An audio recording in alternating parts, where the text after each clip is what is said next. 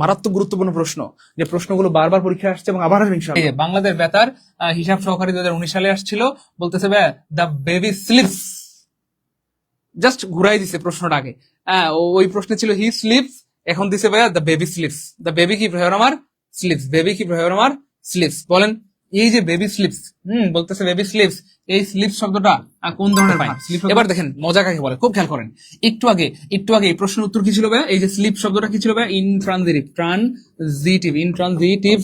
Verb. একটু আগে এটা কি ছিল আমার? Intransitive verb. কিন্তু দুঃখজনক ব্যাপার হচ্ছে আমার এখানে কোথাও ইনট্রানজিটিভ এর কোনো সারা শব্দ নাই, অপশনে কোথাও ইনট্রানজিটিভ নাই। ইন্ট্রানজিটিভ থাকলে না আপনি ইন্ট্রানজিটিভ লাগাইতে পারতেন, ইন্ট্রানজিটিভ নাই। বুঝছেন নাকি? বুঝেন নাই মনে হয়, আমি আগে বলছিলাম। মারাত্মক গুরুত্বপূর্ণ প্রশ্ন, যে প্রশ্নগুলো বারবার পরীক্ষায় আসছে এবং আবার আসবে ইনশাআল্লাহ। সামনে নিবন্ধন প্রাইমারি 10 থেকে 20 তমের সমাজসেবা বা স্বাস্থ্যকর্মীতে হুবহু এখান থেকে অনেক প্রশ্ন কমন পেয়ে যাবেন ইনশাআল্লাহ। সেই জন্য যারা আসছেন ক্লাসটা শেষ না করে যাবেন না। এবং দেখছেন একটু আগে কি ছিল দেখেন, আপনি আবার দেখেন না প্রশ্নটা, এখানে স্লিপস কি ছিল? Intransitive verb. হ্যাঁ, এখানে কি বলেন? এই যে এখানে তো স্লিপস, এখানে কি? এখানে তো ইন্ট্রানজিটিভ ভার্ব হওয়ার কথা, কিন্তু অপশনে তো নাই। তাও কোন জায়গায়? বাংলাদেশ বেতার হিসাব সহকারীতে আসছে।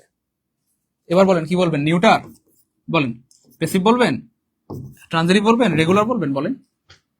সো মনে রাখবেন এখানে একটা টেকনিক আছে। আমরা একটা ব্যাপার অনেকেই ভুলে গেছি, সেটা হচ্ছে ভাই এই যে রেগুলার ভার্ব এবং উইক ভার্ব। মনে আছে এই শব্দটা কি মনে আছে আপনাদের? বলেন তো, রেগুলার ভার্ব, উইক ভার্ব, এই শব্দটা কি শুনেছেন? নিঃসন্দেহে শুনেছেন। রেগুলার ভার্ব এবং উইক ভার্ব আপনারা কিন্তু নিঃসন্দেহে শুনেছেন। রেগুলার ভার্ব এবং উইক ভার্ব আপনারা নিঃসন্দেহে কি ভাইয়া শুনেছেন। মনে রাখবেন যে সকল ভার্বের শেষে ডিইডিটি, হ্যাঁ ডিইডি টি যুক্ত করে পাস্ট ফর্ম এবং পাস্ট পার্টিসিপল ফর্ম করা হয়, তাদেরকে বলা হয় দুর্বল ভার্ব। দুর্বল বা আপনার হচ্ছে কি বলে উইক ভার্ব। অথবা এদের আরেকটা নাম হচ্ছে এই যে রেগুলার ভার্ব। তাহলে খেয়াল করে দেখেন, এই যে একটু খেয়াল করে দেখেন মনোযোগের সাথে প্রয়োগ আমার উইক ভার্ব অথবা রেগুলার ভার্ব কাদেরকে বলা হয়? যেসব বাক্যের শেষে ডি ইডি অথবা টি যুক্ত করে কি করা হয়? আমার পাস্ট ফর্ম অথবা পাস্ট পার্টিসিপল ফর্ম করা হয়। যেমন এই যে দেখেন ওয়ার্কড, তারপরে দেখেন এই যে স্লেপ্ট, এই যে টি দেখছেন, এই যে টি, এই যে স্পষ্ট দেখতে পাচ্ছেন টি যুক্ত করে, হ্যাঁ টি যুক্ত করে, এই যে টি যুক্ত করে অথবা ইডি যুক্ত করে অথবা ডি যুক্ত করে পাস্ট ফর্ম অথবা পাস্ট পার্টিসিপল ফর্ম করা হয়, তাদেরকে বলা হয় আমার উইক ভার্ব, দুর্বল ভার্ব অথবা রেগুলার ভার্ব। তাহলে এই স্লিপকে আপনি চাইলে কিন্তু এই যে দেখতে পাচ্ছেন এখানে যে আমরা টি যুক্ত করে কিন্তু পাস্ট ফর্ম বা পাস্ট পার্টিসিপল ফর্ম বানাতে পারি। এই জন্য এটার নাম হয়ে গেল রেগুলার, অথবা পরীক্ষা অনেক সময় কি আসবে? Week verb.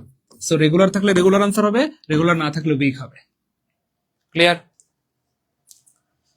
খেয়াল করছেন?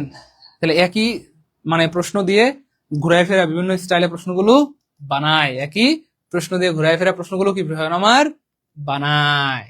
2 নম্বর প্রশ্নটা ক্লিয়ার হলে কমে লিখেন টুকে আলহামদুলিল্লাহ, টুকে আলহামদুলিল্লাহ।